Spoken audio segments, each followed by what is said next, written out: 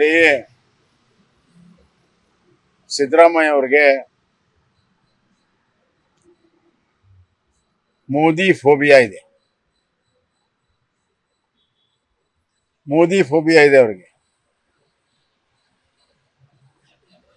ಅವ್ರಿಗೆ ಗೊತ್ತಿದೆ,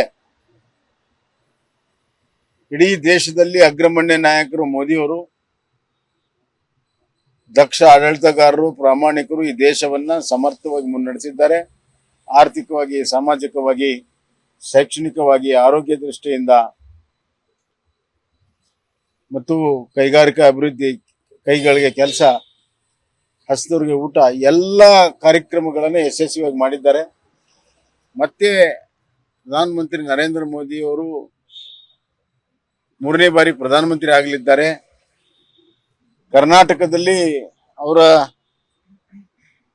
ಮಗ ಯತೀಂದ್ರ ಅವರೇ ಹೇಳ್ದಂಗೆ ಅತಿ ಹೆಚ್ಚು ಸೀಟ್ ಬಂದ್ರೆ 5 ವರ್ಷ ಇರ್ತಾರೆ ಮುಖ್ಯಮಂತ್ರಿ ಸಿದ್ದರಾಮಯ್ಯ ಅವರು ಅಂತ ಹೇಳಿದ್ದಾರೆ. ಅದರ ಅರ್ಥ ಏನು? ಅತಿ ಹೆಚ್ಚು ಕಡಿಮೆ ಸೀಟ್ ಬಂದ್ರೆ ಏನಂತಾರೆ ಪ್ರಶ್ನೆ. ಹೆಚ್ಚು ಸೀಟ್ ಬಂದ್ರೆ ಸಿದ್ದರಾಮಯ್ಯರು ಮುಖ್ಯಮಂತ್ರಿಯಾಗಿ ಮುಂದುವರಿತಾರೆ ಅಂದ್ರೆ ಅದು ಅಸಾಧ್ಯ ಇದೆ. ಕರ್ನಾಟಕದಲ್ಲೆಲ್ಲ, ಇಡೀ ದೇಶದಲ್ಲಿ ಬಿಜೆಪಿನೇ ಲೋಕಸಭೆಯಲ್ಲಿ ಬರ್ಬೋದು. ವಿಧಾನಸಭೆಯಲ್ಲಿ ಇವ್ರು ಮಾಡಿರುವಂತ ಆಟ ನಾಟಕ ಎಲ್ಲ ಮಾತಿಗೆ ಮರಳಾಗಿ, ಗ್ಯಾರಂಟಿಗಳ ಇದಕ್ಕಾಗಿ ಈಗ ಮತ ಕೊಟ್ಟಿರ್ಬೋದು ಅವ್ರಿಗೆ. ಆದ್ರೆ ಲೋಕಸಭೆಯಲ್ಲಿ ಅತಿ ಹೆಚ್ಚು ಸೀಟ್ ಬರುವಂತದ್ದೇ ಬಿಜೆಪಿ. ಸೊ ಯತೀಂದ್ರ ಅವರ ವಾದದ ಪ್ರಕಾರ, ನಮ್ದೇನಿಲ್ಲ ಅದರಲ್ಲಿ, ಯತೀಂದ್ರ ಅವರ ವಾದದ ಪ್ರಕಾರ ಕಡಿಮೆ ಸೀಟ್ ಬಂದ್ರೆ ಸಿದ್ದರಾಮಯ್ಯ ಅವರು ಮುಂದುವರಿಯೋದಿಲ್ವಾ ಎಂಬ ಪ್ರಶ್ನೆ ಉದ್ಭವಿಸ್ತದೆ. ಆ ಭಯ ಕಾಡ್ತಾ ಇದೆ, ಸೀಟ್ ಕಮ್ಮಿ ಆದ್ರೆ ಮುಂದೇನು ಅಂತ. ಅದಕ್ಕಾಗಿ ಮೋದಿಯವರು ಬಂದಾಗೊಮ್ಮೆ ಈ ತರ ಸುಳ್ಳು ವಂಶವನ್ನ ಮರೆಮಾಚಿ ರಾಜ್ಯಕ್ಕೆ ಮೋದಿ ಕೊಡುಗೆ ಏನನ್ನೋದು ಜನರಿಗೆಲ್ಲ ಗೊತ್ತಿದ್ರೂ ಕೂಡ ವಿತ್ತಂಡವಾದವನ್ನ ಮಾಡಿ ಅವರು ಆರ್ಥಿಕವಾಗಿ ಹಲವಾರು ಕಾರ್ಯಕ್ರಮಗಳಿಗೆ ಹಣ ಬಂದಿಲ್ಲ, ಆದಿಲ್ಲ ಅಂತ ಹೇಳ್ತಾರೆ. ನಾನು ಈಗಾಗಲೇ ಅಂಕಿ ಸಂಖ್ಯೆ ಸಮೇತ ಕೊಟ್ಟಿದ್ದೀನಿ. 15ನೇ ಹಣಕಾಸಿನಲ್ಲಿ ಏನಾದರೂ ಪರ್ಸೆಂಟೇಜ್ ಕಡಿಮೆ ಆಗಿದ್ರೆ, ಡೆವಲ್ಯೂಷನ್ ಆಫ್ ಫಂಡ್ 4.7 ಇಂದ 3.6 ಆಗಿದ್ರೆ, ಅದು ಸಿದ್ದರಾಮಯ್ಯ ಅವರ ಕಾಲದಲ್ಲಿ 15ನೇ ಹಣಕಾಸಿನ ರೂಪುರೇಷೆಗಳಾಗ್ತಾ ಇದ್ವು, ಗೈಡ್ಲೈನ್ಸ್. ಆ ಸಂದರ್ಭದಲ್ಲಿ ರಾಜ್ಯವನ್ನ ಸರಿಯಾಗಿ ಪ್ರತಿನಿಧಿಸಬೇಕಾಯ್ತು. ನೀವು ವಿಫಲರಾಗಿದ್ದೀರಿ. ಆದಾಗ್ಯೂ ಕೂಡ ಸುಮಾರು 1 ಲಕ್ಷ ಕೋಟಿಗಿಂತ ಹೆಚ್ಚು 15ನೇ ಹಣಕಾಸಿನಲ್ಲಿ 14 ಹಣಕಾಸಿಗಿಂತ ಹೆಚ್ಚು ಬರ್ತಾ ಇದೆ.